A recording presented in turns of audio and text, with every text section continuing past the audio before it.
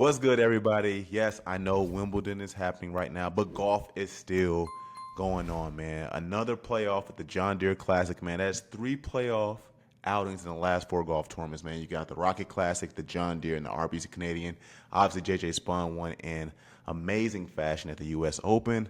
But man, golf has been really, really fun as of lately. But once again, guys, I am Geremy Davis, former NFL player and host of Golf and Gospel. And guys, guess what? One day I was driving down the street. I see this dude in a wheelchair, jumps out of his wheelchair. He just starts sprinting down the road. And I say, yo, how'd you do that? He said, bro, I've been seeing Nate Wong, the best PT in Arizona, man. That's how he got there, man. Got my homie Nate Wong here, also former Nebraska golfer, University of Nebraska golfer. So, Nate, let's just jump into it, dog. Let's get into it. John Deere Classic, man. Playoff finish. Shout out to the homie Brian Campbell, man. But let me know some thoughts, man, because it was looking a little shaky for him after the double and stuff. But yeah, I'm gonna let you get that, man. Dude, I mean, just hats off to Brian Campbell. He had a rough outing. They said he was a rookie like 10 years ago and then lost his car for 7 years, came back. He's won twice now on tour. I think Yeah. both of them this year. So Yes. Yep. hats off to that guy. Way to grind it out. Yeah.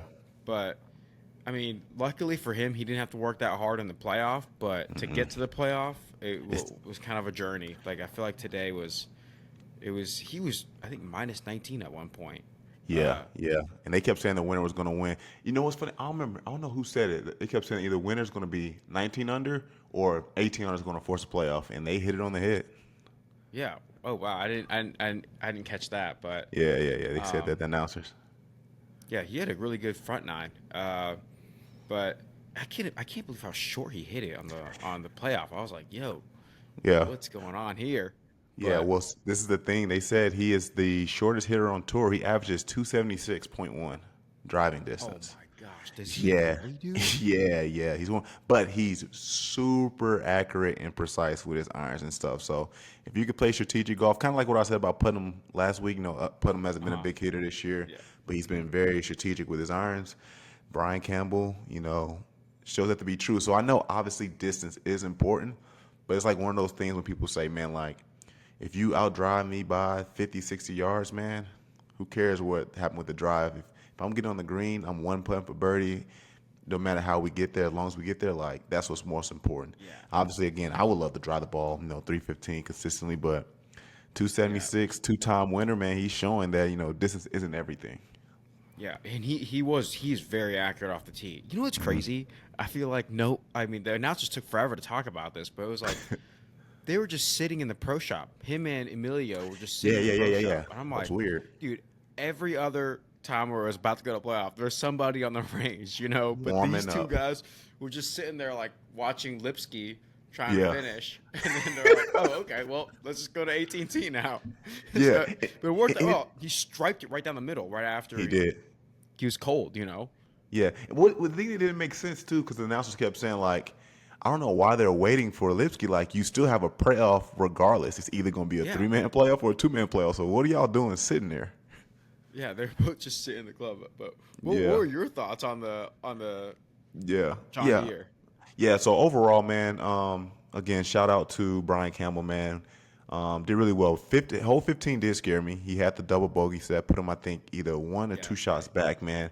Yeah, and 15 was playing super tough. It was playing a bit over par. It had 52 birdies and 92 bogeys. But Wow. he double bogey, so that added to the 22 double bogeys Yeah. that were on to Like no 15, man. doubles. That's what they always say. Like don't have doubles. Yeah. Can't have those, especially coming down to the end too. You can get away Yeah, with one especially towards the earlier. end. You get away with one earlier, like And, John when John Rahm won the and Masters. He started off with a double, ended up winning the whole thing. But you don't want to have one late. yeah. Go ahead, go ahead. Yeah. And on 14, I didn't mean to cut you off, but on Yeah, 14 go ahead. he had like it was I feel like he was slipping. I was like, there's no way he's gonna win this because on 14 he like missed the green, had that flop shot, but then he hit an amazing flop shot, and then on 15 he like doubled, and I was like, it's over for him. It's not Yeah, gonna happen. But he made a birdie on 17. He had an awesome easiest hole on the tour. approach. I mean, easiest Yeah, hole or at the this at weekend. TPCD run. Yeah. Um, yeah, and then fought back. So I think he was Yeah. 17 on that point. Made a birdie on 17, got to 18, and then Part it, get to the forced playoff. a playoff. Yeah, Yeah. Yeah, I thought it was amazing, bro. Which is obviously the same hole, which I'll get into later. Max Homa parted, which I wanted him to birdie 17, but we'll get into that Yeah. later, man. But again, you already mentioned it. What was interesting about Brian Campbell, rookie year, 7 years until he regained his tour card again, man, which kind of goes back to I did an episode with my guy. Why am I blanking out on his name right now? My dog Robin, who's a golf coach, and Oh yeah. we talked about what's harder to get your PGA Tour card or make it to the NFL. And that just shows, Oh like, yeah. yeah, that just shows, like, bruh, it took him 7 years to get his tour card back, bro. But the thing is, you always have, like, and this goes back to what we talked about maybe 2 or 3 weeks ago. You always gonna have the opportunity to get your tour card back because there's no one hindering you from doing that. You just gotta play really good golf. As in Yeah, there's no football, basketball, other politics. sport, yeah, Yeah. they'll say, oh, well, you're too old. We gotta get rid of you. I think the Yeah. longevity for football, maybe, which is an outlier, is if a guy's out of the league maybe 2 or 3 years, he might get another chance, depending on who he is. But you don't really see that often. But Yeah, yeah, like once again, Michael like Vick. Yeah. Michael Vick, who was the receiver that was a dog with the Browns, and they kept getting in trouble for Gordon? weed. Yep. Josh Gordon kept Josh getting many Gordon. chances. Yeah. Um, and that random time Tim Tebow came back to play tight end for the Jacksonville Jaguars because they had brought back who was this Florida coach Urban that went, Meyer. yeah, Urban Yeah. Meyer. Yeah, so there are rarities in that in football, but Yeah. in golf you always have the opportunity as long as you're Yeah. playing well and whatever clicks for you that year. But the thing I liked about John Deere Classic and the reason why these two guys got into the playoffs, man, statistically, like we already said, Brian Campbell's not really a big hitter. He averaged 281.5 this weekend. Overall, in his golf career this year, he's been hitting 276.1. But both of them were very accurate. Grillo was 80.4 driving accuracy. Brian Campbell was 75% accuracy. Green and regulation percentage was 79.2 for Grillo and 80.6% for Brian Campbell. And then putts per green and regulations were 1.6 and 1.7. So they both took advantage of what they had to do to get to the playoff. It just, I really felt bad for Emiliano, excuse me, because like you kind of want to see them duke it out. We didn't want a 5-hole playoff again like last week. We did Oh yeah, not for want that, sure. but we didn't want to see like, oh, you hand it to him. We wanted to see him win Yeah. it, So Grillo had that bad shot on the playoff hole, and they said the thing that was crazy. They said, I don't know if it's his driver's shot. A kid picked up his ball, so he got a preferred lie because a kid picked up his ball, but then he just Oh had a really? bad but he had a bad shot attacking the green. Yeah, he hit it over the. Um, Yeah. yeah, and I had hopes for him because he was 4 for 4 scrambling this week, so it's like maybe he can get away with this. But no one's been in that area all week, so we like, yo, how's he going to play this out? Like, and Oh. it didn't fare him well to the point Yeah. It where wasn't. it wasn't good. Yeah. Yeah, Yeah. He had kind of no go green to work with. Yeah. On none. that Yeah, last pitch shot. exactly, and it kind of goes back to what we talked about with Victor Hovland and Justin Thomas. Like Victor Hovland can get on 2 putt for bogey and win, and the door was open for Brian Campbell, and Yeah. Two unfortunately, putt for par. Yeah. Emiliano kind of handed it to him.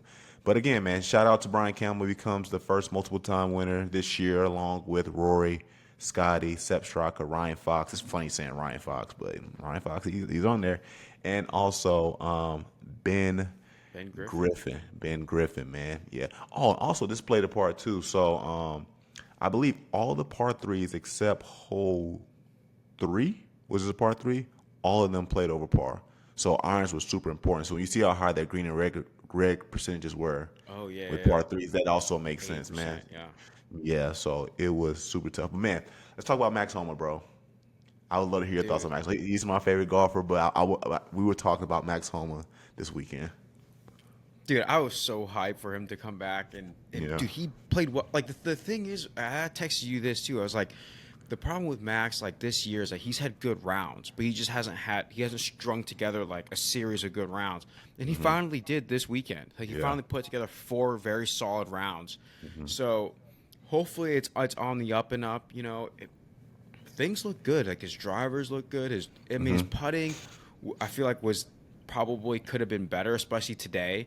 Like I feel like the putts could have dropped more, but still, I feel like it was still solid putting. It wasn't just like it wasn't winning putting. It was still just very very solid Yeah. putting. Yeah. Based Yeah. off what I mean, I don't know the stats off the top of my head, but Yeah. Yeah. it looked like he was putting pretty well.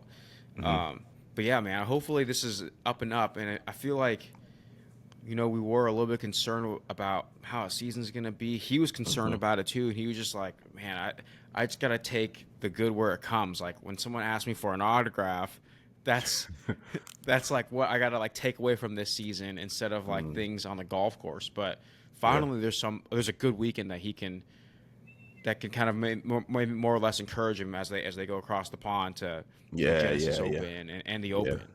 yeah. Great point, man. And the thing that was awesome, man, he had his lowest PGA Tour opening round, shot 8 under 63. And I believe Max wanted to win when he saw he had a chance. But in the beginning, I think after day 2 or maybe day 1, day 2, he was quoted saying, "To be quite honest, I really don't care about that in regards to winning. It's just been hard to see the light, and I feel like the last 2 days have given me a lot of hope. I can crash and burn on the weekend, and I'm still going to look at this as like I found something there." So he just wanted to come out with something Yes, positive dude. at that point, Yeah. which is That's a which is great mindset. Yeah. it's a great mindset. It shows the contentment that he's walking out here at this moment, because Mhm. some people would crash and burn, get super mad. I believe, and there's some frustrations with golf. Don't get me wrong, but like to find the good in so much bad is shows a mature act from Max Homa, man. And like I said, I think before he realized he like had a chance, he like, yo, I might actually win. I think this quote still holds true. Don't get me wrong, but like when he had a chance, when he's like, "Damn, let me try and see how I can get out here and get my 7th win." But unfortunately, missed the birdie on 17. He had the hole out on 18, which I mean, the odds of that happening Yeah. for any golfer, is not Mhm. really, you know, um, Like it's not very realistic. Yeah. Very yeah, low really, odds. But yeah, low odds, yeah, for sure. But the thing that did hurt him, that hurt the announcer say, and when I went back, I'll stay looking at stats, is he only hit 5 fairways this Sunday, as did he opposed to, really? yeah, the whole Yeah, I weekend know he he only missed the missed fairway on 10. 18. He missed the Yeah, fairway on 17 as well. Yeah. yeah, I can't remember the yeah. other holes, but But yeah, he only hit 5 fairways this Sunday compared to he only missed 10 the whole weekend. So his driver kind of gave him a problem a little bit on Sunday. But again, when we look at the tournament in its totality, Max Homa should be yeah, beyond happy, with obviously some playoff implications yeah, coming up and whatnot. This is the perfect time for your game to be training. I mean, obviously you wanted it to happen earlier, but like if it's happening now, it's happening now. yeah. Lots of good to take away. And I think I texted you this, but like I remember whenever I had like a very very bad round, one of my like coaches slash mentors in the world of golf would always be like, what's one thing you did well? What's something you did well? Like I would shoot like 86, and then I'm trying to, and then it was like some D2 coach was watching me, and I'm like I got nervous. I shot 86, and it sucked. Mm-hmm. Um, and I call one of my mentors, and he'd be like, "What'd you do well? Like, let's focus on what you did well." And like you said, Mm-hmm. just or tell me like a hole that you played really well, like where all the shots kind of fit. And dude, when you're a young golfer, you're like, nothing. I did nothing well, Yeah, yeah. nothing. I don't even have one hole, even a par that I made was terrible. Mm-hmm. Um, but yeah, like even for Max, I feel like he probably felt like that this whole season. And Mm-hmm. finally, this weekend, it was like, yo, lots of good Yeah, to take away. yeah, So yeah. let's go, That's Max. Let's let's go, finish the Max, season strong. for sure. And like I Let's said, get Max Ryder Holmes. Cup. Who? Yeah, well, at least the I know, captain's pick. I Yeah, at know, least the captain's pick. Like, at I least the know. It's captain's like pick. he's not gonna he's probably not gonna play in, but let's go, dude. Mm. Let's get some Ryder Yeah, Cup yeah. Because he status. was he was the Ryder Cup MVP for USA team 2 years ago. Two He years was the ago, yeah. guy. He was It was balling, kind bro. of I like was so Luther. hyped. It was kind of like when they took Luther. It was Yeah, like yeah. Max Homa was the kind of the guy that Hmm. like offset him. But Yeah, yeah. That's a great point, bro. Great point. I do want to talk about my prediction, man. I was close. Kevin Roy, man, and yes, I knew you were gonna bring he's him up. Yeah, no, I had to, bro. I mean, yeah. he's still technically trending the right way. Like when I talked about last week about the last few tournaments, he was like T55 and T42, T18 and T3. Now he finished just like a T4, T3. I believe Four. T3. I think, or T4, T3, man. He Yeah. is trending the right way, and I heard them talk about this. And obviously, I'm not well. I don't know Kevin Roy's game and life that well until like obviously me being a golf fan, I start hearing little murmurs about, hey, Kevin Roy. I think at one point he was just working in medical sales, and now he's Really? on tour at 35, still looking for his first win, but like he is trending in the right direction as his season's going. Again, he's still trying to make a playoff push. A lot of these guys, they have different goals. You know, some guys go. I mean, I think every guy's goal is to win. But then some guys like, yo, I gotta get in the top 70. Some guys like, I gotta get in the top 50. Some guys like, man, I gotta get a major. Like, so I think if the goal for Kevin Roy is to get in that top 70, he's well on his way. He played really, really well. I think he had like a nice chip in eagle at one point. I believe it was on hole 9. And at one point he was leading the tournament. It just sucks when you're in the clubhouse and you're waiting, and guys like you hear things like 17 is the easiest hole to birdie. And it's like, man, I don't want to hear that right now. But but good outing for Kevin Roy, man. I think again he's going to continue to trend in the right direction. We want to really see how I want to see how he does when the field gets a little bit tougher, and when you start seeing Scotty out there, you start seeing Rory out there, Xander and Colin Morikawa and stuff like that. So, but I did, and honestly, not to toot my own horn for picking him, but just objectively what he did on the golf course is like, you play well enough that you need to be mentioned, bro. So that was really, really good. Yeah. And low key, there's some tournaments and some finishes where it's like their place on a leaderboard doesn't reflect how good a golf they played, and vice versa, right? Like, and I don't want to knock Victor Hovland because I freaking love Victor, but it's like when he won, it was like, yeah, he placed first, but I don't feel like it was that great at golf. Versus like someone like Valspar, Ludwig, versus when Ludwig got like 11th at the Masters, it was like, but he played better than 11th place. He just had that triple on hole 18 or whatever. And terrible. And I think same thing for Kevin Roy. Like whatever he got, like it's not indicative of like, hey, he was pretty dominant all weekend. So, anyways, that's just my take on golf. Like I just feel like sometimes the leaderboard doesn't tell the whole story, or the final leaderboard. Yeah, that makes sense, man. I want to transition to this topic right here, man. So which of these 6 players do you believe need to step it up the most as playoffs approach and the regular season is ending? We got Xander Schauffele, Wyndham Clark, Adam Hadwin, Nick Dunlap, who actually had a really good finish this week as well. Yeah. Max Homa, who also did, but then Tom Kim. So out of those 6 again, Xander Schauffele, Wyndham Clark, Adam Hadwin, Nick Dunlap, Max Homa, and Tom Kim. Dude, so I think before this weekend I would have said Max Homa, but I think we need to see something from Xander, especially him being. Is he still number 3 in the world, or is he number 4? Like he might number 3 in the world, number 3 in the world, and I think like 56 FedEx Cup ranking.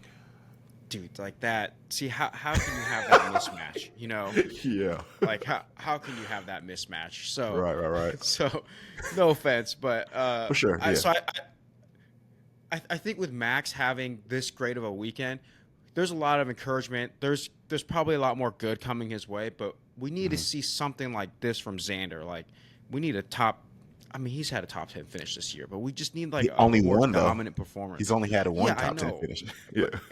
Again, it was like I was one of those where it's like the leaderboard didn't reflect his golf. I feel like you don't want to like accidentally get top 10. You want to be like, I was dominant, and then I went for a pin, and then I fell, like that. Now I'm like, all right, that's a better top 10.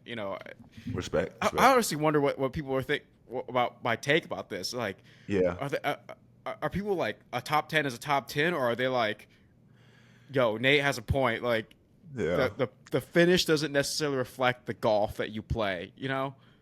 But I think like I said last week, it's a tug of rope argument. Like you can pull both sides and whichever. Yeah. Yeah. Like obviously, I would take a top 10 anytime, no matter how it comes. Sure. But with Xander being the number 3 player in the world, like you would expect some kind of dominant performance, or like a performance where he pushes for first and then falls to third if it was a top 5 finish. Like I feel like we just haven't seen a lot of those, and and he's got to defend the Open, so I feel like that's a little bit more of a hey, we have some expectations from this guy, and I just feel like the injury at the beginning of the year isn't a good scapegoat anymore. Like that should have been resolved. Yeah. Great point, man. Hey, I'm gonna go with Adam Hadwin because as I was like researching and stuff, man, like he's at risk of like losing his tour card. Yeah. Is he really? Yeah. Because remember, I think it was last year, and I had to look this up too, man. To keep your To keep your car, you have to be inside the top 125 FedEx Cup points or have one, if you have one, you get 2-year exemption. If you win multiple times, you get up to a max of 5 years or something like that. But this article, November 18, 2024, the PGA Tour Board approved sweeping changes to eligibility. So the PGA Tour Policy Board approved eligibility changes Monday that eliminate 25 cars through the FedEx Cup in the first reduction of jobs since the all-exempt tour began in 1983. Starting in 2026, only the top 100 in FedEx Cup are assured full status the following year. The board voted on proposals from the 16-member Player Advisory Council aimed at giving everyone who earned a full PGA Tour card a chance to get into enough tournaments to have a fair chance at keeping their card. It also approved smaller field sizes, a maximum of 144 players, down from 156, for tournaments on one course with ample daylight hours. Another change was eliminating the 4 restricted sponsor exemptions, allocating them to what amounts to an alternate list. So with those restrictions now coming in 2026, it's like Adam Hadwin, I'm a little nervous for you, bro. So he would be like the guy I think who needs to step up the most, because like Wyndham Clark just won last year, so he's fine. Xander's fine in terms of tour card status and stuff. He's fine. Nick Dunlap won 2 last year, played really well this week. Max Homa, he had a win in 2023. I think we just spoke about last year, and then. I mean, in reality, Tom Kim is also one that is close to I'm worried about as well, because he missed the cut this week. And at least all these guys. I don't think he's ever won. Yeah. No, I think he had 3 early ones in his career, and then just this year it's been very, very faulty. Okay. Yeah, bro. So now I don't think he's at risk of losing his card. More so got more intrigued of Adam Hadwin's situation, but Tom Kim just hasn't been looking that good either this year. And like I said, even just missing the cut, here this week at the John Deere Classic just gave you even more concern about what's going on in his game and stuff like that. And this is the thing that sucks for Tom Kim. This is a scoreable venue here at the TPC Dirt Run. So not sure what's going on mentally or maybe personally in his life. And again, we don't speculate people's personal life, but Tom Kim and mainly Adam Hadwin for me, because tour cars at risk here. But yeah, I would say Adam Hadwin and Tom Kim are definitely 2 guys that I believe need to step it up before time runs out. Yeah. I knew about the top 100 players because like my buddy Chan Kim is right at 100, and I'm like, dude, just and missing he missed the cut as well this weekend. So that didn't help. But his good showing last weekend at the Rocket Mortgage put him like just inside the top 100. So gotta keep pushing there. Gotta keep pushing, man. Guys, so we got the Genesis Scottish Open coming up, which is a tournament right before the last major of the year, the Open, man. The Genesis Scottish Open, the Renaissance Club, is par 70, 7,282 yards. Things to look out for are the elevated greens, which literally requires you to be super straight, super accurate. So if you're an accurate golfer, you have an advantage here. Huge tournament, link style golf. I remember the huge victory Robert McIntyre got last year, beating Adam Scott. It was a nice birdie putt too, man. I think Robert McIntyre actually finished with 3 straight threes at the end to close it out. So good for him to win his Open, which is awesome. But man, let's get into our predictions here. And again, I think this is going to be great prep for the guys as they go head into the Open. And Nate, you want me to start off? You want to start off? You go ahead. Okay, let's go back and forth, man. So my first pick, man, bit of a risk here, but I'm going to take the risk. I'm going to say Matt Fitzpatrick. He's not having that great of a year by any means, but he's right outside that playoff line. I believe he's like 71 to 73. So I think that there needs to be like a fire lit under him. We know England has a good number of link style courses, particularly along the coast. So I will hope him going to play here has a bit of familiarity, which we can probably sneak him inside that top 70 before the playoffs get here, man. So I'm going Matt Fitzpatrick, not holding my breath, but I think some fire needs to be lit under him because of the situation he's put himself in. Okay. Well, I'm going to go Ludwig because now that you said that, I was like, I bet Ludwig's pretty accurate. So with his driver, he's not, but he's 10th with proximity when it comes to his approaches. So with those elevated greens, like if you're not close, the reason why it's hard is because if you're not close, it'll like just go off. Hmm. So I think that will at least help keep his it'll keep his score from going up. So like the whole thing like, hey, avoid double bogeys, Yeah. stuff like that. So it'll avoid those big blow up holes. Um. So yeah, I like he's one of I my like picks. yeah, I think Luv is due for a turnaround. Like we've been Yeah, saying, he's like he does back have the in his one home victory. continent.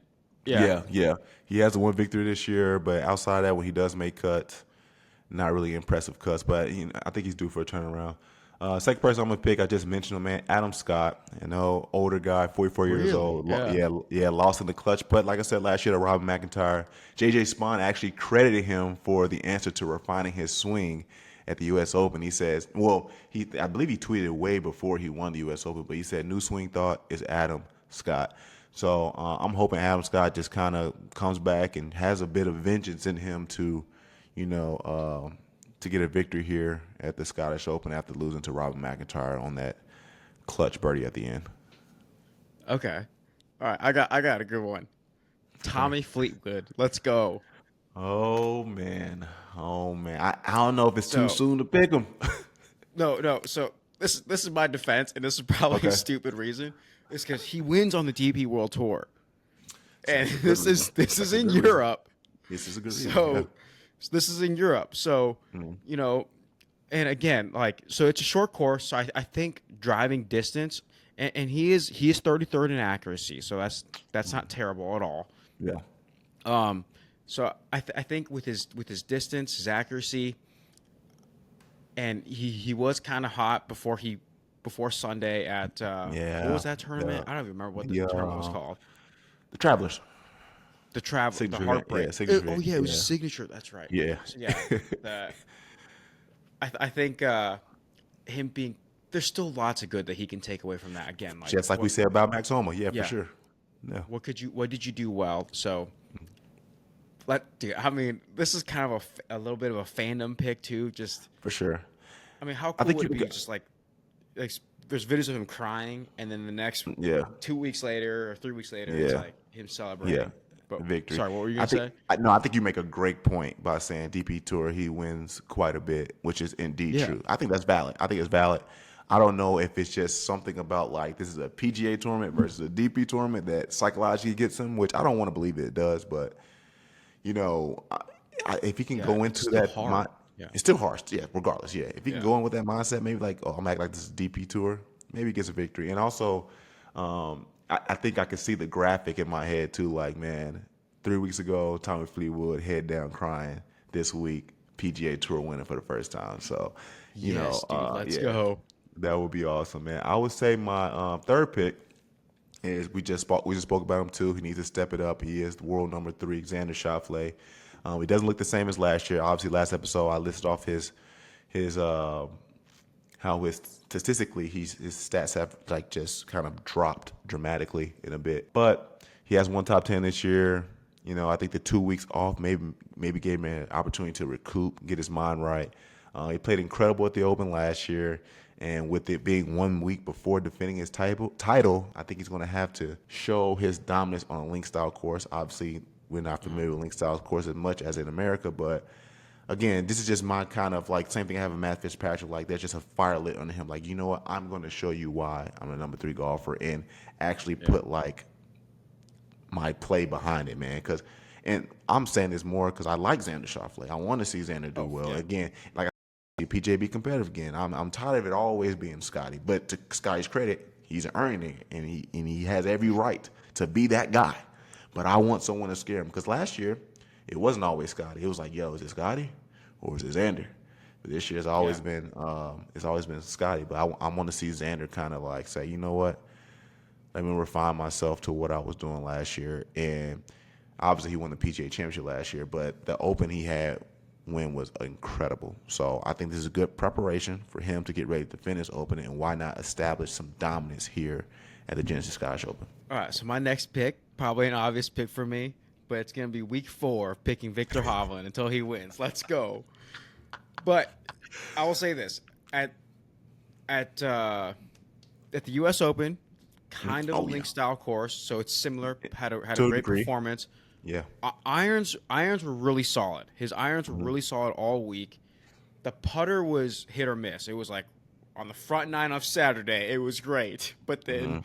the Yeah. back nine on Sunday. So Yeah. if his putter can be hot, I think he's gonna be real dangerous. So, Yeah. um, and he's also fourth in strokes gain approach to green. Yes. Yeah. So Yeah. he's dominant in that area. Again, so irons are doing really well. Hits the ball Yeah. far enough, well enough Yeah. off the Mhm. tee. So no issues on that front. So let's go, Yeah. Victor. Good. It's Yeah. gonna be a good pick. You know, it's funny. I had that same pick, man. I had Victor Hovland, and I Oh think we're no both. way. Yeah, yeah. I think we're taking a bit of a risk only because he had to withdraw from the Travelers. So I'm hoping whatever injury he had has obviously Oh yeah, came with to the neck. subside. That's right. I Yeah, forgot I'm about hoping that. that subsided and he's okay and he can play through it, man. But I had the same thing, man. I need him to hit the green consistently, man. He's fourth in getting strokes gained, approach to the green. If he misses, the issue is he's 151st in scrambling as well as 130 scrambling from Oh the wow. rough. So we need Victor Hovland to be accurate and we need him to be hitting the greens. But fourth in approach to green is a high stat. So it's not that I'm worried that he's not. I'm more so leaning on That's the yeah. side that he is going to hit it. However, if he doesn't, then it's like, how's he going to do? Because his short game has always been like his issue throughout his career, and he's shown glimpses of improvement and stuff like that. But I don't want to see this 151st and 130th and scrambling like come into play for him Yeah, at the that's Genesis at all. Yeah, but I think he's going to hit some yeah. greens and make some putts. Um, so yeah, Victor Hovland was my last pick, and I would love to hear your one dark horse as well. Dude, so my last pick, real quick, I mean, I feel stupid picking this, and this is just not exciting at all. But I'm gonna go with Scotty, Okay, it's not exciting at all. because I think it's just gonna be.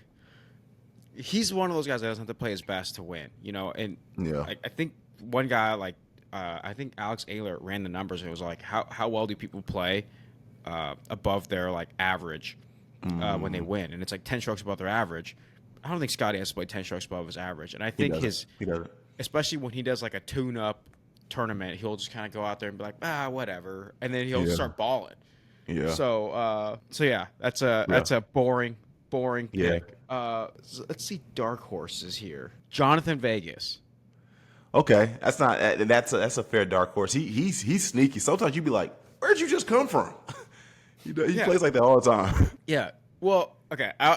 The main reason why I say this is because there's that video of him like kneeling Oh yeah, out of the bunker, inside out of the when bunker. he like Yeah, hits it out. it makes it. Yeah, Yeah, it's just like, did he make it? I thought he hit it I like think he just real did. close, but I think he did. Yeah, but there was go ahead.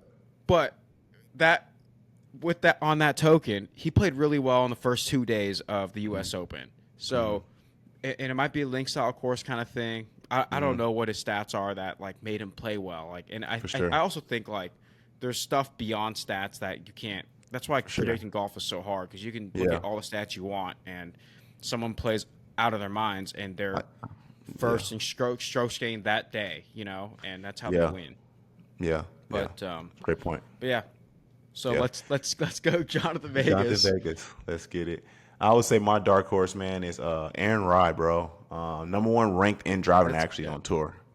So Wow, is he really? Two yes, glove Aaron yeah. Rye. Two glove Aaron Rye is number one driving actually on tour, and he's ranked eighth in par four scoring. So I'm going to say he's going to take advantage of all the par fours there. I think there's about 10 par fours there at the Genesis Scotch Open, and he did well last year in this event. He got a T4. And it's a quiet T4 where no one really is thinking about it. Yeah, yeah, yeah. And I think he's actually played a huge part in that. And then if we just look at the U.S. Open too, obviously J.J. Spahn took the world by storm. But for Aaron Rye to get a T33 for him at the U.S. Open is really good. So my hope is, again, the way he competed at the U.S. Open, the dominance he had last year to get the T4, and then on top of his accuracy being number one on the tour in accuracy, plays a part in why he gets a victory at the Genesis Scotch Open, man, which will be, I believe, his second or third PGA Tour victory. So let's go Aaron Dude, Rye, that's two crazy. gloves. That's crazy. Like if you go to like, let's say we went to the TPC Deer Run and we just interviewed fans. Like, hey, Yeah. who's number one driving accuracy on tour? And no one would guess Aaron Rye, No dude. one No would guess one. Aaron Rye. But plot twist is Aaron Rye. But guys, let us know your prediction for the Gin Scotch Open. Golf is about to. I always think golf is fun, but golf is about to get fun again and more talkative with the Open coming up. So I know you guys are ready to see these guys play Link Styles golf at the Gin Scotch Open. Let us know in the comments. Do you agree with our picks? Who do you like to win this week? I would love to debate you guys in the comments or agree with you guys, man. I'm not. I just like to talk golf, man. But now we're going to move on to women's golf. We got a special guest coming in, and we are going to stream her in right now. All right, guys, we got our special guest here, man. Sophie Hausmann, dog. 2018, 2019 Big Sky Golfer of the Year, 2016 German International Amateur winner, Epson Tour winner.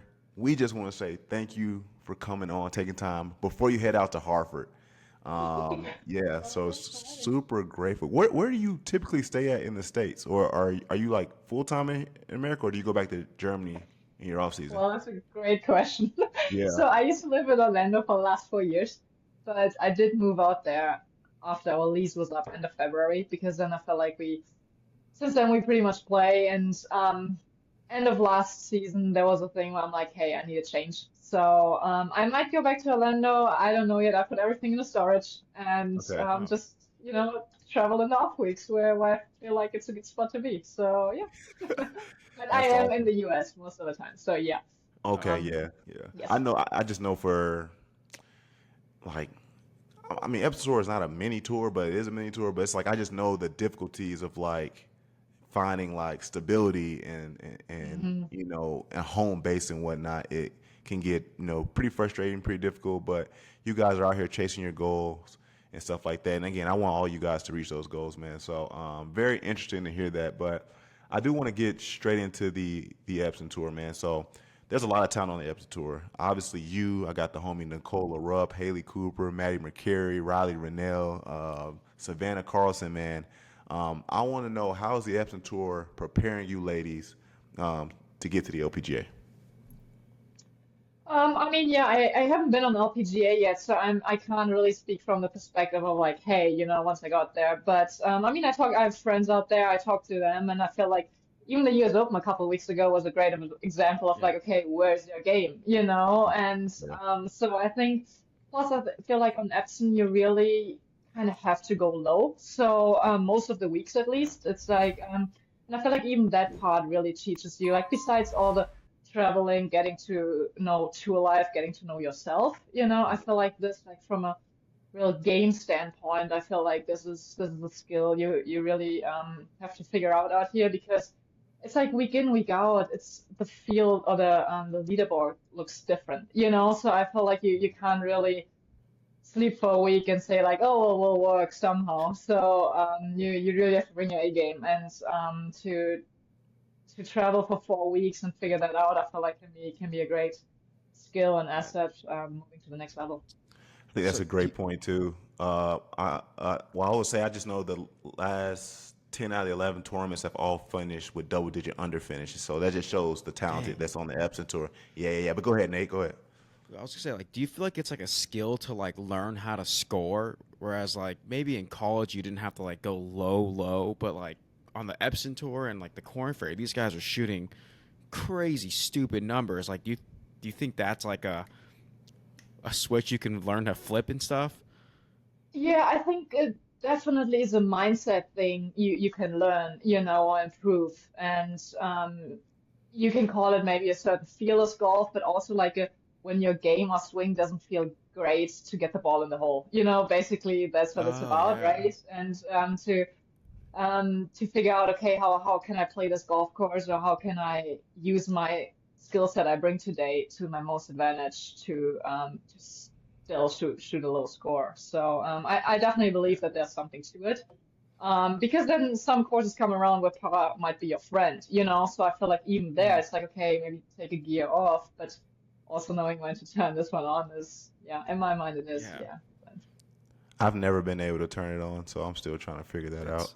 That's But Yeah, one thing but you just mentioned was your experience at the Women's U.S. Open. mhm. You, obviously Haley Cooper, Alan Crater, and Amari Avery did really well, man. I know Nate had a question in regards to that. yeah. I was just gonna say, like, how was Aaron Hills? Like, was your mindset going into that course versus like a regular Epson Tour event? how did that differ? Well, I was nervous, that's for sure. You know, it's like, even if it's like, yeah, it's doesn't count towards any points towards your ranking, you know, it wouldn't help me in any LPGA ranking since I don't have any status there. But it's still the US freaking Open, right? So Yeah. you want to Yeah. play well, you have the opportunity. And so, fortunately enough, I played it once as an amateur, so I kind of knew, I feel Yeah. like, the stage, and I knew how big and exciting everything gets. So that's why I feel like, okay, mentally, I feel like I did a pretty good job heading into it. But then, I mean, everyone was saying the golf course is insane, and I looked at pictures, and for me, I'm like, okay, it's more like a little open link style-ish course, which I'm like, "Oh, Mm. okay, it will be different from what we usually play, and but I really enjoyed it there. I don't know, I thought the golf course was great. So, and I feel like there was a thing we did pretty well of really like enjoying the moment, you know, and it's the US Yeah. Open, you will make a mistake, you will make a bad swing, and you know, you pay your price for it, but you gotta move on. So yeah. Yeah. I was just so shocked by that course. Like you, the tee shots, like you have no idea where the hole goes and where the green is. Like it's just so, and I'm like, and it also sucks. To, it looks like it sucks to walk that freaking course too. So, Yeah. I um, mean, yeah, the walk is definitely yeah, a tough one. yeah. But you So know, that's what we try, yeah. you know. I So got a how question how for does you. Oh, well, go ahead, Nate. Go ahead. Go ahead. I'm gonna I go was after say you. like Yeah. when you play a link style course in the U.S.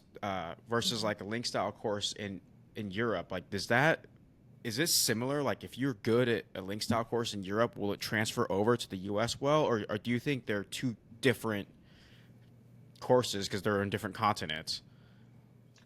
Well, I mean, on the one hand, I haven't, I mean, I played the British amateurs a lot in junior Mhm. golf and college golf, but I haven't played in like the British Open or anything in the last couple of years. Like since I turned pro, I haven't done it. So maybe my mindset shifted a little bit, but it wasn't really like, I don't think at Erin Hills you could play like a bump and run because everything still kind of fed Mm. off left and Oh right. And yeah, yeah.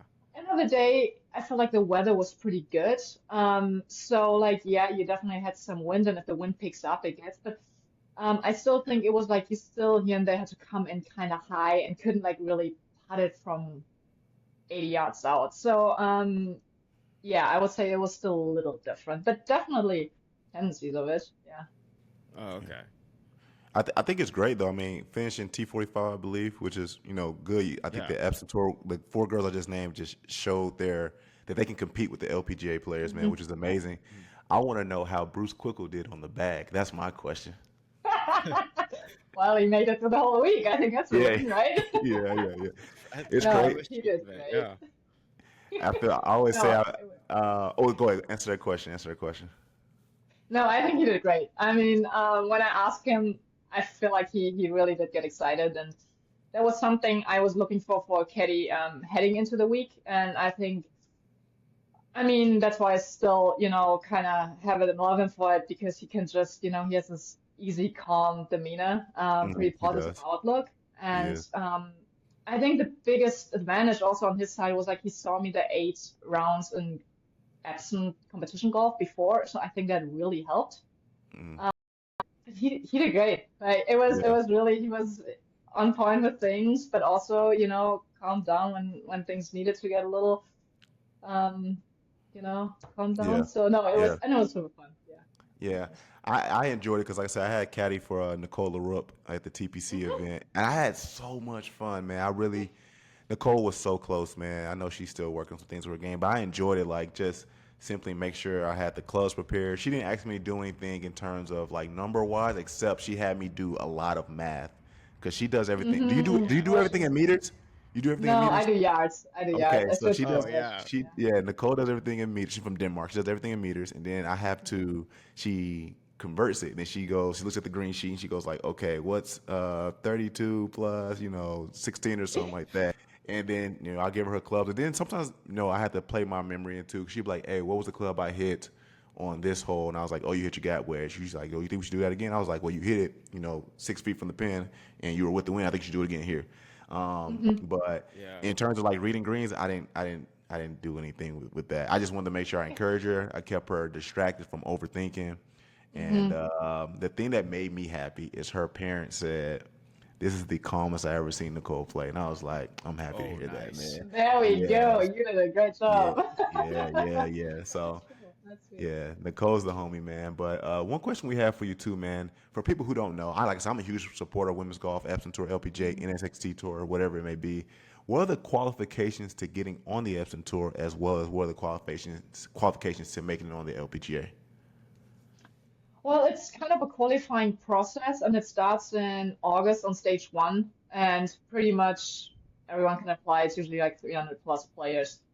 They cut it at like 90 to advance to second stage, and then at second stage, players from like who didn't have a great Epson season, or like depending where you finish on Epson or LPGA, you kind of have to go back to like third stage, Reshuffle. second Yeah. stage, yeah. Hmm. Oh, okay. And then second stage is usually in October. Last stage then is in December, and that's where you can get up to 20 tour cards. And if you finish on the Epson like top 35, but don't quite make the full card, then you can go there. So it's literally kind of a Oh, qualification process, like step by step in stages, 3 stages, and then yeah, also like though on LPGA, if you finish outside the top 100, I think Hmm. you kind of lose your official card, but you still keep that status for next year. Like once the field get bigger, you have a chance to get in. Hmm. Yeah. So Yeah. it's still a lot of categories, but Yeah. so No, it's that's a is it fine. little only 20 confusing at girls? times. But Is it only 20 on the girls that final stage, on the yeah, final on the final stage? stage, but then 10 to Yeah. 15, so they're like basically 35 cards kind of Yeah. throughout the season, and then 100 keep it on the LPGA. But yeah, it's considering those are just 135 on full. Yeah, Yeah. it's a Eh, lot. But can you talk the listeners through how many days are each of the qualifying and like how because there's like more than one site, right? It's not just like 300 people at this site. It's like 300 people here, 300 people there, and then the 90 of them go to the next stage, right? well, they changed it a little bit heading into this year. So it used to be at Palm Springs, 3 different courses, and I think 320, 40 players, but Oh, they okay. rotate. So you kind of get like so, um, and then 4 rounds. There's a cut after 3 rounds, though. And then, but Oh, this year, okay. I think it's a sectional. They have one, I think, in Florida, Texas, and West Coast, California, probably. I don't know Mhm. how many each side can sign up, but I would assume it's around 100 to 200 or something.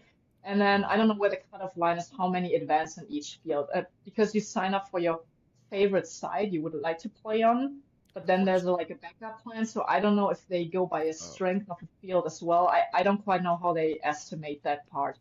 But then on second stage, I feel like is one of the most difficult ones because it's like players from LPGA and Epson plus those coming from oh, first stage. So it's around like 220 players in Venice, Florida. 4 rounds again, no cut this time, 2 courses, Mhm. but only 40 wow. advance. So it's Oh, always between wow. 35 and 45. So Mhm. that's really where I think that's mentally kind of the toughest one. And then final stage. It used to be 8 rounds. I think they cut it to 5 to 6 rounds in Yeah. Alabama. But it's around 100 players, and the top 20 get their card. But there's a Yeah. cut of That's 4 rounds. Yeah, so it's so when you it's a made lot. it, did But you play 8 rounds? I did play 8 rounds, but I never made it to the LPGA. So I did like a couple of times played Q Series, but I always missed my card by 1 or 2 strokes. Sheesh. Oh, So wow. yeah, still Yeah. Yeah. working on that Yeah. Yeah. one. That's always crazy. Like I remember hearing in college, like these guys on tour, or like the guys that played through tour, they're like, yeah, last final stage is 10 rounds for the PGA, or at least it used to be. I don't think it is Yeah. anymore. But I'm like, dude, 10 rounds? That's ridiculous. Like you got to put 10 days of You good did golf, good or golf. Yeah. I Yeah. don't know if they do 10 days because they might do like 2 rounds in a day, but that's just brutal.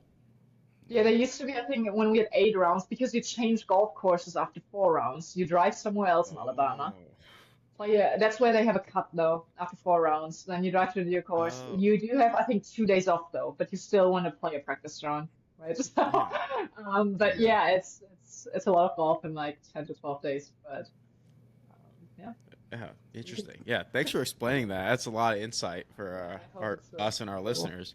And I think still too, top 15 on Epson get their tour card and they're fine, right? Hmm. Yeah. Yes. Okay. Awesome. Yeah. I figured that was still a thing. But I'm gonna look back on the Epson Tour. You're winning 2021 the IOA Championships. What was clicking for you? I guess that season or maybe that particular tournament where you're like, yo, this is really going for me right now. I mean, to be honest, I feel like it was kind of early, even early on in my pro career a little bit, because 2020 I feel like was always a little weird, and then we had to Beaumont pretty early, and I remembered it from the year before, and I was like, didn't quite like the course the way I like it now. So, Yeah.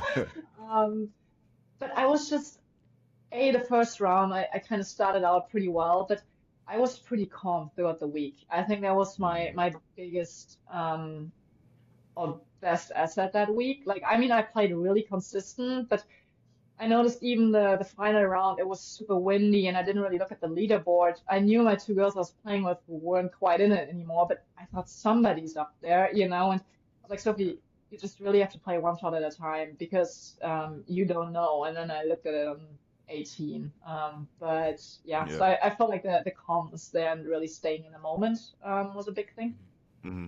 Is that something? I don't know. Do you have a mental golf coach, or you work through those things on your own? Yeah, no, I do. But I think that's one of my biggest things I Mm, have to continuously need to work on. yeah. Because I tend to get impatient here and there. Yeah.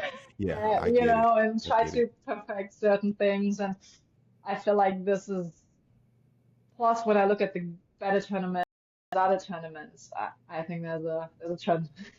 Yeah.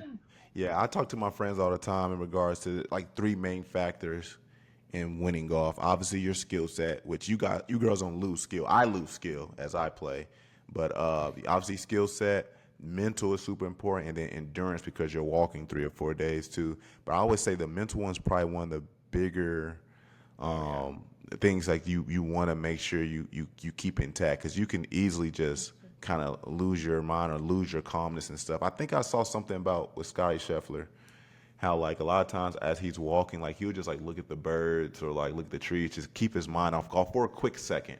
Oh You yeah. know, and I remember one announcer saying like this is when Max Homa was in the middle of his swing change, like between each, like as he's walking, he's like doing fields. He's like, man, just take a time off because then you just start to think too much about stuff Hmm. and just kind of try to Yeah. digress from the or disassociate from the game just for a little bit until you get to that, maybe 10 steps from your shot, and then you start to evaluate like what I have to do next. Is the wind off the right? Do I have to hit a punch shot? So on and so on. But if you just think Yeah. like that the whole time, I think there's a sense of mental exhaustion you can exert just like you can get one Yeah. physically and Like stuff like mental that as fatigue. well. Yeah, yeah, yeah. 100%, I agree. Yeah, and it might even work for you for a week, but if you play 4 weeks or if you're late in the season, it will creep up on you at some point. 100% the Uh, exhaustion. Yeah, So yeah. yeah. That's yeah. a good point. But I like what you said about like just enjoying the moment at Erin Hills and at the U.S. Open because Hmm. it's like, dude, what a iconic golf course and like Yeah. I feel like that do you think that helped you play well? Is just like, dude, I'm at the the U.S. freaking Open, like Yeah, because I'm never this playing is there. so awesome. Yeah, and like it's I don't know. It's like it reminds me of like there's like the show called The Good Place. It's all like that's that's your dream. That's my Tuesday, And I'm like, dude, it's like, dude, that's what a dream it would have been for anybody, just to even for your caddy to just be like, I'm at the bag of the Bruce. U.S. Open, Like, yeah. How do you think that played a role with your performance? No, I think it's 100% a mindset thing that really helped me because I feel like it's normal to get nervous. It's a major, but I mean, it's always also, I feel like a thing, like a perspective. How do you look at it? Like, Hmm. yeah, it's going to be difficult. It's the USGA, they set it up, but it's They meant to do. be it. So, Yeah.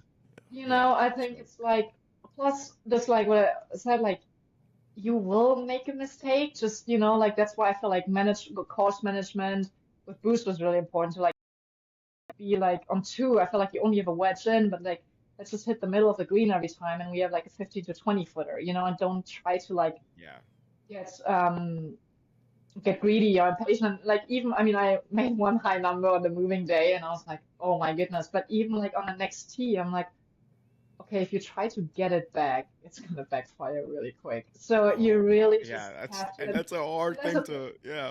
yeah, and I play with analog because I was so excited but also nervous, and then you made an eight, Oh like wow. great, But but then on the other hand, I was like, okay, but Sophie, it's a moving day at the US Open, so it means like, A, you made the cut, and you have, I think, at this point, at 30 holes left to play, for the next 1.5 days.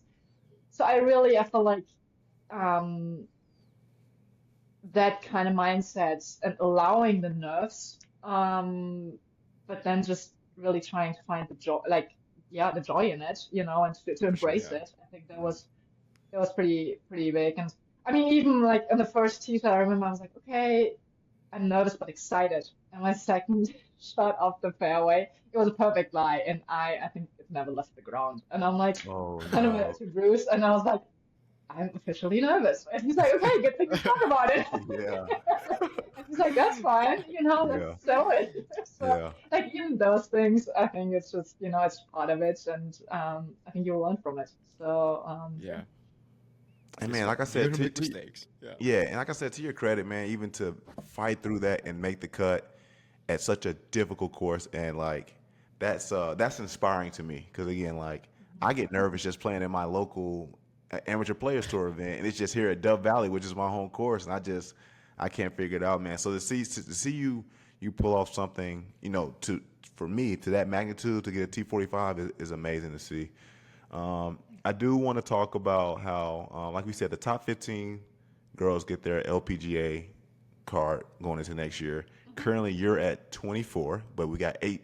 I think you're at 24, right? I think in the LPGA race for the card. What I ballpark? didn't look after last week. I was like, so Okay, yeah, let's focus. okay, yeah. Well, I think your But I believe ballpark. it sounds about somewhere right. Yeah, Yeah. I think ballpark you're around there. So with 8 tournaments left, you have the Hartford Healthcare Women's Championship coming up. What has your preparation been looking like so far for this week? So I mean, I played 5 weeks in a row, and I felt like after last week, I really needed a break for a few days.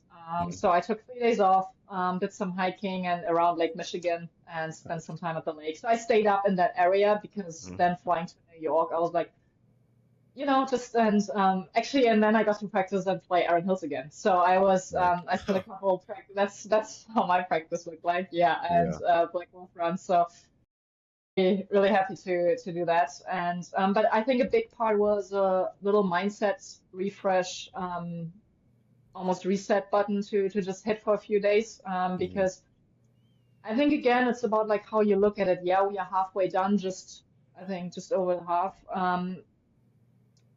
But there's golf left, and if I look at the Yeah. tournaments, there are like a handful of courses I'm really looking forward to.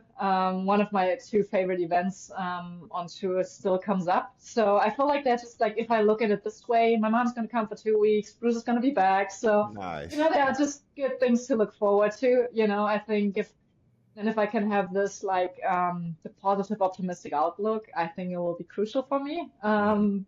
And then we all know how this game can go, right? In a week, things really can turn around. And so, yeah. Yeah, it's a great Um, point. but Uh, I do want to talk about too.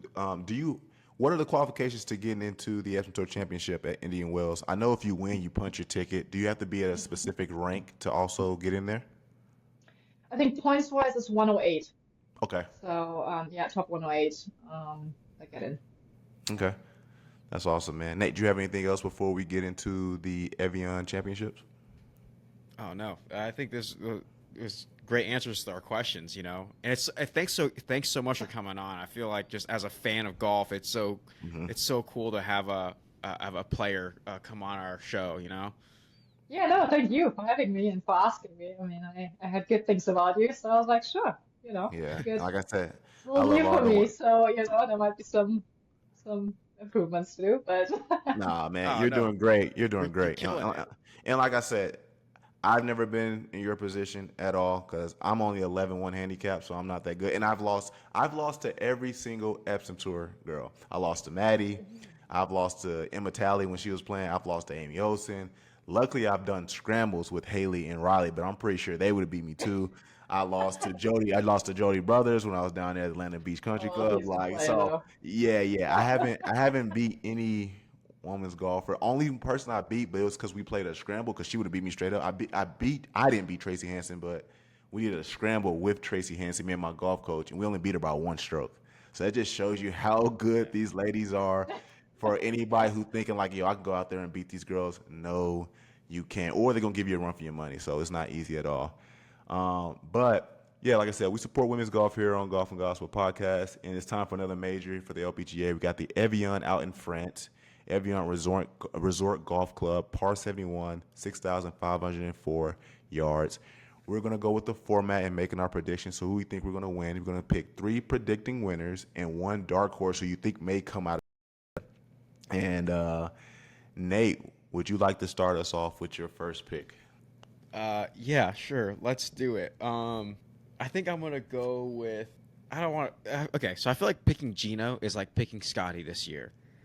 Um, Thank you. So I'm gonna go. I'm gonna go. I'm gonna go Minji Lee. Is she my first pick? Okay, good pick. I mean, I think her stats off the tee isn't that great, and I feel like Majors always awards people who do well off the tee. So I would like to see that be better, but I also feel like she was stone cold at the KPMG. So if she has a little bit of that in her, I think it'll be fine, and I think the stats won't really matter on that. Yeah. But she's also 35th in putts per round, and if you want to win, that's how you win is the putting. The other things just put you in position to win, you know. And I think there's a lot of bunkers there. So she's also 12th in sand saves. So wow. I think that helps, right? So sand saves are good for saving pars on par 3s and making birdies on par 5s. So that's why I think Minji Lee is going to be a good pick. That's a great pick. And Sophie, don't feel like you have to say things super nerdy like us. We just love like watch. So don't think you got to be like, hey, there. Yeah, All right. yeah. We just try. Like you play the sport, so your normal eye can just be like, well, this is why I think they win. Me, statistically, I'm like boom, boom. So don't feel like you have to talk like us. Okay. But my first pick, which people who've listened to this, is no surprise. Nate, you already know where I'm going with this. Give me my dog Mal Sago, man. Yes, she missed the cut last at the KMPG. It's okay. She had a little bit of blimp in her season, but. Again, she's 4th in CME points. I've said every single time she's the number 1 LPGA player this year. She's number 1 in the Rolex Player of the Year points right now as well. And yeah, she's not necessarily killing it in any category statistically, but she does well enough to either win or finish well. So Mount Sago has been my favorite golfer this year. I'm going to stick by, even though she missed the cut at the KMPG. I think that she can go win at the Evian. And she already won the Chevron this year. She has a major under her belt. So that's my pick. Would love to hear your first pick, Sophie. And again, you don't have to nerd out like us. No, I'm not going to because I did look into it a little bit. And I'm like, Sophie, it's golf. We all know how this game can be. So I literally shut the laptop again. I'm like, no. So, but on the other side, very obvious. First one is Nelly.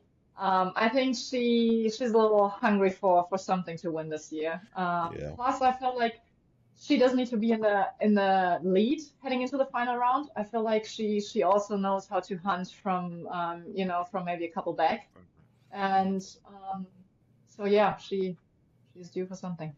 I think it's at some point she's due as well. I mean, she hasn't captured a win this year yet, but it's coming. So for me personally, I haven't picked Nelly once this year because she has not convinced me. I think Nate is living off the. I think Nate's living off the ghost of Nelly of last year. Now, if she wins, I wouldn't be stuff. Yeah. Was it 6 or 7 wins last year? It was 7 wins in a row, or not in a row, but I think she had a total of 7. Yeah, she had total, but she had 6 wins in a row, I think, and it was something crazy like that. Yeah, but I haven't picked her once. I'm not threatened by that. She was close at the was the Women's U.S. Open. She got T2. The U.S. Open, she was up there. Yeah, She finished pretty well, but then she had that chip like on the last hole, and it kept coming down. 18 was hard. 18 is a hard hole. Yeah, but I don't know. I feel like as a golf fan, I kind of want Nelly to win because I feel like if she does really well, there's a greater propensity to grow the game. You know, does that mean like if there's like it's kind of like a face to the women's golf, like hey, there's a Caitlin Clark for women's golf. It'll help grow the game. You know. Yeah.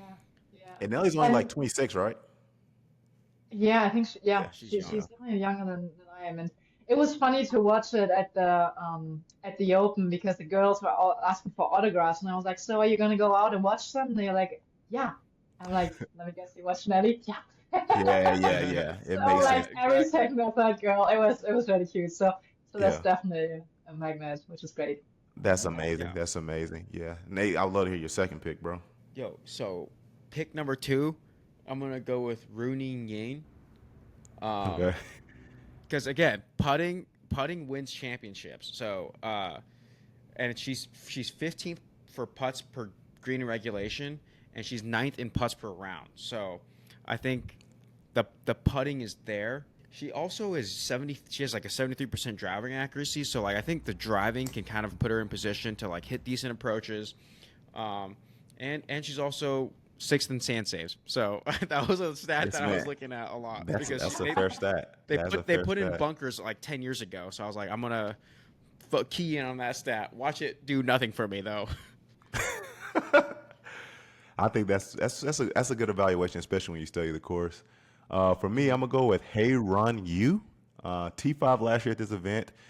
Majors this year, she hasn't been like overly amazing. I mean, she made cuts, but outside the T6 at the Chevron, she had that amazing chip in. I believe the birdie or eagle on 18, and we all know how that the Chevron, that last hole 18, goes crazy. Yeah. But she finished +7 and then +14 at the U.S. Open, the PGA Championship. However, green in regulation, she's ranked number 1, which translates to top 10s in birdies and her eagles that she made. And also, who's the number 1 ball striker on tour?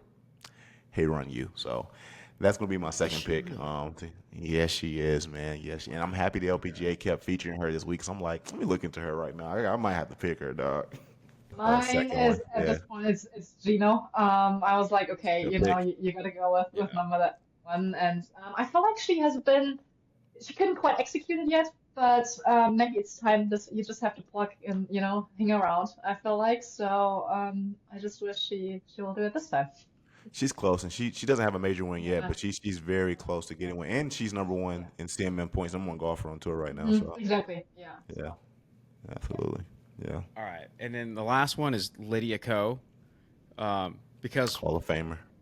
who was it that you said that loves her short game? Oh, That Riley Rennell. Yeah, when I was looking at her stats, I was like, the short game can, again, like the keeping those blow up holes really low, really condensed is very important to like not losing your spot, not losing a lead in moving day. And she's number 3 strokes gained around the green, so that translates to like, hey, I'm not gonna blow up a lot. And she's 23rd in putts per green in regulation. So she's also won this year, and she got 12th at the KPMG. So I think her game is kind of trending back to winning ways earlier in the year. So we'll see. I like that pick. And we talking about trends. My third is going to be, I hope I say this right. Is it Chisato Iwe? She has a win. She's only a rookie. Again, going back to trends in majors. Chevron, she went T30. U.S. Open, she went 1022. And PGA, she went T4. So she's only going the right direction in regards to majors. Hopefully she just plays, good when it comes to going over to France. But I think she's definitely a person who can get a win. And she's also 3rd in the LPGA Rookie of the Year race. I almost thought about picking her last year as last week when we discussed rookies, I almost thought about picking her, but I went with Ingrid Lindblad instead. But I think she has a fair chance the way she's trending in majors to win. yeah, my last one, since it's a European major, I went with a European Charlie Hall. Okay, She I feisty. was just thinking about. exactly, and yeah, she might not have the record to be like, oh yeah, she's the obvious pick, but she had a decent week. It's I think in Ireland this week, and Oh, nice. I feel like she's that kind of person who can also pull up a 6, 7 under and be like, hey, I'm just right here, so you better Yeah. watch out. Yeah, So it might be a long shot, but I was like, I think yeah. yeah. I'm afraid of Charlie Ho, man. Every time when she talks about pace of play stuff, like she just scares me. She just scares me, Yeah. dog. Yeah. Well, no, didn't at the Ford Championship, I think in Arizona, she was like -9 after day 1. So she has the Something like that. propensity Yeah. to Yeah, go that's really low. and So well, yeah, and I feel like even for Europeans, sometimes it's just summer going over to Europe. It's just a thing where you mentally might be like, all right, yeah, super excited, let's go. Yeah. So I think that can help as well. And like this European stretch coming up, I feel like Yes. it helps a little bit for some of the Europeans. So we'll see. It's good. yeah. Let's see. Let's see if that All right. being in her home continent gives her a little surge. I mean, I'd love to see it. Oh yeah, that'd been But awesome. So yeah, last one here, dark horse pick, someone people might not think of, or maybe the normal LPGA fan might not realize is going to win. dude, so I don't know if this counts as a dark horse pick, but put her as my sleeper, and it's Jen Kupcho. Um, Okay, and again, Jennifer Cup. Yeah. because she won like 2 or 3 years ago. Like she had a tear Mhm. 2 or 3 years ago. I can't remember, but then she won the ShopRite, and they're like, it's her first win in forever. Yeah, yeah. Um, but still, I think her game is kind of trending in the right direction. Her stats don't really back it up, but it's like the front half of the year, she didn't play in her previous winning ways, so that's why the stats could kind of inflate her poorly in that direction. But I think her stats don't reflect her game right now. So I think hopefully she can pull out a victory. So that's my Yeah, sleeper pick, I even though like it, she's man. a winner before. So Yeah, I think mine too. It's not really categorized as a sleeper, but I don't. No one really talks about her that much, unless you're like a women's golf fan. Rio Takita, another rookie. She's made 14 or 16 cuts. She's actually third in CME points, and obviously I've known about her because I know that Mal Sago's fourth, so I'm waiting for Mal to skip her. But she finished T2 at the U.S. Women's Open, and I'm just hoping she can play. If she can play through those tough conditions that we saw at Erin Hills, I'm just hoping that translate yeah, into maybe that calm, pure golf, 86 degrees. She just plays lights out, man. So Rio Taquita would be my, quote unquote, dark horse. dude, that's so funny you said that because I was gonna pick her, but I was like, wasn't she the girl that putted in the bunker? Because Aaron Hills is hard. Like there was girls Yeah. that putted off the green a Oh, lot, yeah, yeah, yeah, and I yeah. think it was I Yeah. can her. relate. Yeah, Sophie. I was like, we got one. Oh, man. It happens out there, once you Yeah, I can only. like can I, happen, I guess. I don't think Hey, any so hold less on. of her as a golfer, but I don't want to pick her. So what were you Hey, gonna I say? got a great question. I got a great question for Sophie. So, Uh-huh. Sophie, Nate, what's your handicap Uh, like my best or right now? right now? Probably like a one. Like I'm Okay, not that good. I'm so. It's here. You go. I wish I was a single digit. So, Sophie, I want to hear. I want to know your opinion. I'm 11-1. He's a one. What would Nate shoot at Aaron Hills, and what do you think I would have shot at Aaron Hills? From our tee boxes, but also use open conditions, right? Like pins Yeah. and Yeah, greens and yeah, everything. Yeah, everything. Yeah, yeah. Just you could be mean. You could be like, I think you would have shot yeah. 90. It would be as No, honest as And, you it, can. I and, mean, and if you watch me play against Jody, you have all the evidence of how I play, so you can say Yeah, be whatever as you want. honest as you can. What would a one handicap shoot at Aaron Hills? And 11.1 would um, shoot at Aaron Hills. Yeah. I would say handicap one with like one. Let's give him one practice round. Um, Okay. everything between 80 and 85. It's not Really? bad. Man, I think so, yeah. I don't know if If I would you be like mad play or. somewhat to your, yeah, no, I think you could. I mean, I think so. Because I think as a handicap one, your short game, you have some control over it, right? And you wouldn't like, I Nate's think so putt so. that's is why I feel like tough. tough, then you're like, okay, on certain holes, just, play it a little smarter. Like even when you're in the bunker, just try to get it out and move on and don't like hit it. I feel like if you do kind of have that mindset a little bit, I think you could get away with, yeah, Yeah. I low think the 80s, I biggest would thing say. I think the I mean, biggest worry I would have is like the greens that are like glass and like you have to know where to miss because it's like it's so punishing. Like Mhm. when Rio Tequita like putts it and it's like and then the ball goes off the green and then like was it hole nine that like everybody when they hit it short it would just like roll all the way off to the front. I think it was the yeah, par there are a couple three. holes. Yeah, the Yeah, nine was in par three, Yeah, 18, par three. everything Yeah, was, yeah, yeah. yeah. The par three. and Is then it elevated or yeah top down par three or yeah no? Yeah, Yeah, like yeah, yeah, 130 yards. But yeah. yeah, with like plenty of bunkers, yeah. Yeah, maybe I was a yeah little generous with the early 80 or low 80s, yeah. but hey, But then and then well, they said they said 18. It's like you only have like a little like 15 it foot is. diameter, and if you're not there, it's gonna just roll off. And Yeah, especially that's true. when it's That's true. blowing, like it was at Aaron Hills, man, I would love to shoot Yeah. in 80s, but I don't. I also like think like if I shot Okay, 80, I'd very be like, well. man, I just shot 80. I'm pissed. Yeah. I'm happy with 80 down the street.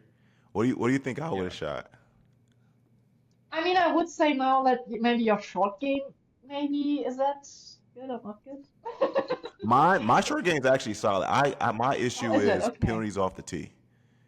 Oh, That's yeah. my Well, issue. that's also. So maybe if we could settle like that you're not hitting drive on every hole, but something that gets you on the fairway, I think we My could three get was you accurate. around the 95 to 100. Yeah, we 95. can definitely get Okay. you in the double, no triple digits. Yeah, we won't do that. But Okay. if we can Yeah. maybe leave the driver out of it and just, Yeah. Bruce will caddy for you and you'll figure it Yeah. I'll out. get my dog Bruce to caddy There you for it, go. man. Hey, I Get a will good caddy. say, Yeah. yeah, if there's a small chance anyone from Erin Hills is watching this and they want to let me and Nate go record there to see if we can make this true, let Oh, us he know. would love it, let me tell I would, you. It's gonna. It's. I would love to test that out. But if we ever played it, it wouldn't be U.S. Open conditions. Like the green will be a little bit slower. Like Yeah, probably. and then if I shoot 80, I'd be like, I can play in the U.S. Open. Let's go. Yeah, but still, you would get an idea and then you could maybe in your mind. Yeah. And Roughly. she did give us one practice round too. Yeah. She That gave Yeah. us one the practice practice round round. Yeah, helped. yeah, not, Because not like Yeah. those blind tee shots is like, I just remember like the previews of the U.S. Open. It was just like they were showing all the tee shots. I'm like, what? You can't see anything. You just see a fairway and it goes to nothing. That's what it looks like. Is it? Am I like accurate? yeah. Am I description of the course? Like, Yeah, no, I'm pretty sure there's like 5 to 7 t-shirts where you're like, okay, let's see where it feeds to, kind of like when you don't know it. And then, but funny enough, in the tournament, then you're like, okay, let's go with the TV tower or something. When I played it the other day, there was nothing around, and I was like, Oh all yeah, right, where yeah, we, that's but I yeah. mean, you got the hang of it, so I had it, it was like, but it was like, yeah, oh, it looks different because there's literally nothing out there. Like, yeah. I Mm, That's what mean, they were yeah, you have saying. a Like, couple you like can't. hills, but it's tough to, yeah, that's. Yeah, that's what they're interesting. saying. Like, you can't Interesting. aim at a landmark. You can't aim at like that chimney of that house. There's nothing Yeah. out there. So like, you're just like Definitely. the top of the hill, maybe. But like, I Yeah. don't know. Like, It was funny when we had Lita Lindley on here. She said sometimes your best option is just like aim middle of the green and try to hmm survive with a two putt there as opposed to like let me go dude, pin seeking because if you're trying to hit particular spots, it's gonna be super. I think to a degree you still gotta hit a particular spot, but if I'm just aiming middle of the green, that lessens my chances for mistakes. So Yeah, that would yeah. be my strategy going to Aaron Hills wait, is I'm just trying to hit middle of the green. yeah. But real quick, what was it like playing it? Did you say you played it last week, Yes. or when did you Yeah, play like it? like this week, I guess, like Wednesday and Yeah. Friday. Mhm. Okay. So what were the conditions like this week versus the week at the U.S. Open? Mm.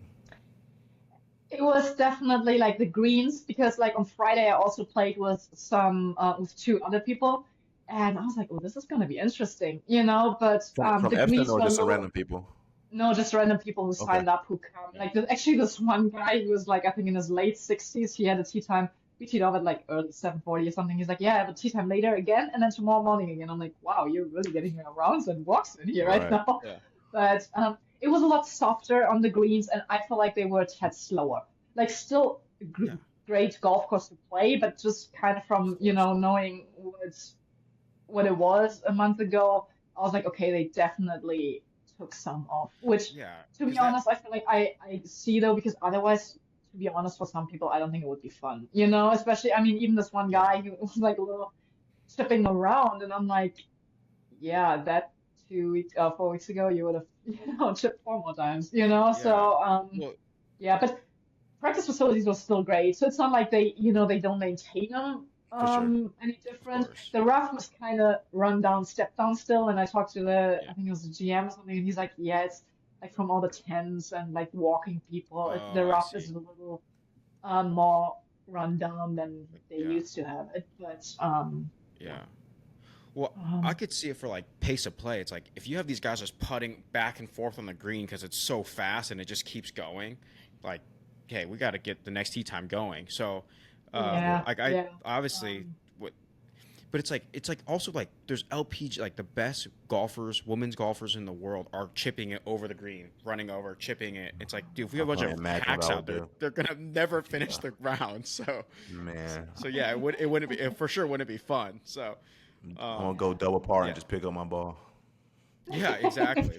but then, which I think helps for like normal people, they tend to have a caddy there. So he Mm, kind of like, especially with the tee shots, then it's like, hey, that's where you go. And they kind of sometimes go ahead and show the line. So then I feel like also pace of play kind of speeds up a little bit because they have a pin sheet. So they're like, once you get to the ball, the caddy is already there and tells you, hey, 150, hit it there. So what I kind of observed, I mean, funny enough, though, I did it like I just carried my bag because no push or pull cards are allowed, or yeah, no cards yeah. at all. Not like, So they were yeah, like, hey, do you just carry your own bag? I'm like, yeah, sure. A couple holes later, I'm like, well, no, I know how the walk feels out here. yeah, So with yeah, the bag this time. So Yeah. yeah, but it's, I think that's the local caddies kind of speed it up a little bit, which Yeah. quite a lot to be honest, which helps. So yeah. yeah. Man. Well, first off, man, Sophie, we just thank you just for coming on here and just, talking about golf, talking about your experience, man. I'm personally rooting you on this week at Hartford, man. I hope you do great. I hope you finish really well, get some more points as you get to race for the car. And again, you just know you got two supporters from me and Nate as you continue Yeah. to, Let's go. finish out the season. I'm hoping to come to one more. I want to go to Indian Wells because I live in Arizona, so California's Oh right there. yeah, that So would work out. yeah, so I want to either try to go to that one, or I know you guys go to Oregon in about 3 or 4 weeks. So one of those I want to try to get to one more, but most likely I'll try to go to Indian Wells, man. But again, just thank you for taking the time to come on here. I know it's Yeah. 8:30 where you're at. We want you to get well rested to be able to get ready to fly into New York and stuff. And again, play well in Hartford. Quick thing though, in case she does win, my dark horse pick is Esther. Esther Henseleit. As a German fellow countryman, I feel like she Oh, would. okay. Yeah, yeah, yeah. My bad. I guess we got so No, we you're got so good. wrapped up in the U.S. I know Open. we got Yeah. a little, and I just, in case it happens. Did she play on the But German teams with you? yeah, I mean, yeah, she's 2 years younger, I believe. But no, we played a lot of golf together, and I feel like this year she has been up there a few times, and last couple events all were majors, and I feel like headed a good way. So, you never know. I mean, she doesn't have an LPGA win yet, but might be nice to start with a major, right? Yeah, Yeah. Yeah. yeah, So yeah. no, she's a good person. So and definitely has a good skill set. So yeah. Yeah, yeah. I'm gonna definitely be looking out for her. I got the LPG app and I got the Epson Tour app. So like I've been on Epson Tour app and I like star all you guys because obviously you're not televised. So I just kind of like keep refreshing to see Yeah. where you guys are score wise and stuff. So I'll make sure to star her on the LPG app and hopefully she can represent Germany out there in France, man, Exactly. and do everything well. Yes, yes. But No. again, Well, thank you yeah, so much for having me. Really yes, appreciate Thank you it. yes, so That was much. fun. absolutely. That was really cool. Thank you. Like I said, and we're rooting you on, and like maybe I'll see you in Oregon or in Indian Wells in the future. 100%. Absolutely. Okay, great. Yes. All right. All right. You have a good one. All right. And Thank you. talk You to you too. You soon. too. Yes. Bye. See you. See you.